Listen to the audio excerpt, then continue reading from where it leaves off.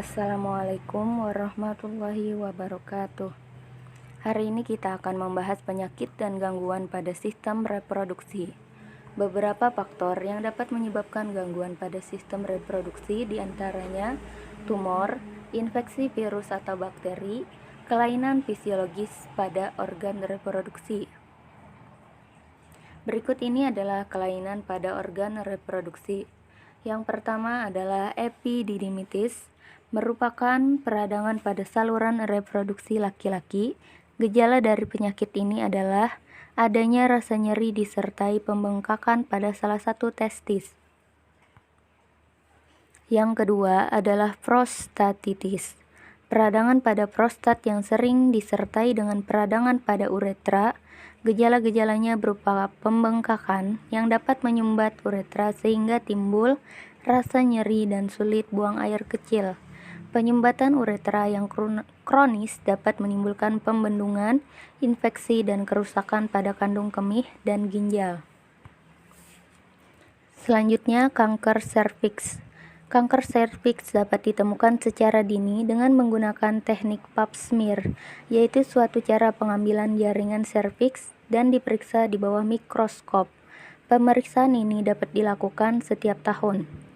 Jenis kanker serviks dapat ditemukan pada wanita umur 40 hingga 55 tahun. Dan timbulnya kanker ini diduga berhubungan erat dengan infeksi herpes virus tipe 2 dan human papillomavirus. Pengobatannya dengan cara operasi, sinar radioaktif, dan obat-obatan. Adapun upaya yang dapat dilakukan agar terhindar dari kanker serviks yaitu: pertama, melaporkan adanya gejala-gejala yang tidak normal seperti adanya pendarahan di antara masa menstruasi. Yang kedua, tidak merokok. Kemudian penyakit yang keempat adalah sifilis. Sifilis merupakan penyakit menular yang disebabkan oleh bakteri Treponema pallidum. Penyakit ini dapat menyerang berbagai organ dalam tubuh, dapat ditularkan melalui hubungan seksual, ditularkan melalui luka mikroskopis, melalui transfusi darah segar, dan dari ibu ke fetus melalui plasenta. Yang kelima adalah infertilitas.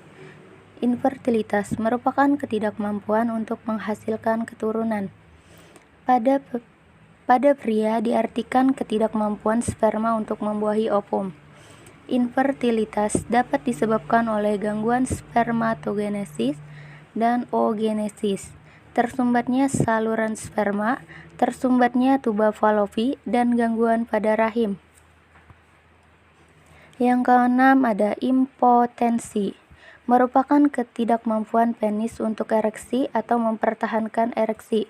Gangguan ini dapat disebabkan oleh beberapa faktor seperti gangguan produksi hormon testosteron, penyakit diabetes mellitus, kecanduan alkohol, dan gangguan sistem saraf. Selanjutnya adalah gonorrhea, penyakit infeksi akut yang menyerang selaput lendir di uretra, serviks, rektum, paring, dan mata yang disebabkan oleh bakteri. Gejala berupa sakit bila buang air kecil dan keluar nanah berwarna kuning hijau dari uretra. Pada wanita, sering tidak tampak gejala-gejalanya atau dapat pula bergejala sakit kencing dan keputihan berwarna kuning hijau. Pendarahan dan penyumbatan pada tuba Fallopi oleh gonorrhea sering menyebabkan wanita menjadi infertil. Yang kedelapan adalah kanker prostat. Kanker prostat merupakan suatu penyakit di mana sel-sel kelenjar prostat tumbuh secara abnormal, sehingga mendesak dan merusak jaringan di sekitarnya. Penderita kanker prostat memiliki gejala seperti ini.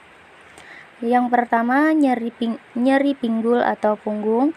Yang kedua, sering buang air kecil dan sulit buang air kecil.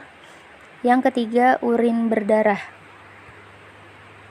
Yang kesembilan adalah penyakit endometriosis. Penyakit ini merupakan penyakit pada sistem reproduksi wanita, di mana endometrium tumbuh di luar rahim. Endometriosis dapat menyebabkan terjadinya nyeri di perut di bagian bawah dan di daerah panggul, menstruasi yang tidak teratur, serta kemandulan. Endometriosis dapat diobati dengan beberapa cara. Yang pertama, obat-obatan yang menekan aktivitas ovarium dan memperlambat jaringan endometrium tumbuh. Yang kedua, melakukan pembedahan untuk membuang sebanyak mungkin endometriosis. Yang ketiga, kombinasi obat-obatan dan pembedahan. Yang keempat adalah histerektomi, disertai dengan pengangkatan tuba falopi dan ovarium. Yang ke-10 adalah penyakit hamil anggur atau mola hidatidosa. Hamil anggur merupakan suatu kehamilan yang tidak berisi janin, tetapi gelembung-gelembung mola atau bekuan darah. Penyebab terjadinya hamil anggur adalah akibat kegagalan pembentukan bakal janin, sehingga terbentuk janin permukaan membran mirip gerombolan buah anggur.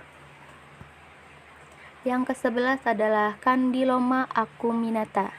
Penyebab terjadinya penyakit ini adalah virus human papilloma. Gejala penyakit ini adalah timbulnya kutil yang dapat membesar di mulut rahim dan dapat menimbulkan kanker rahim.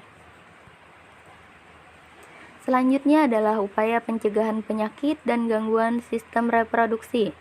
Penyakit pada sistem reproduksi dapat disebabkan oleh beberapa faktor.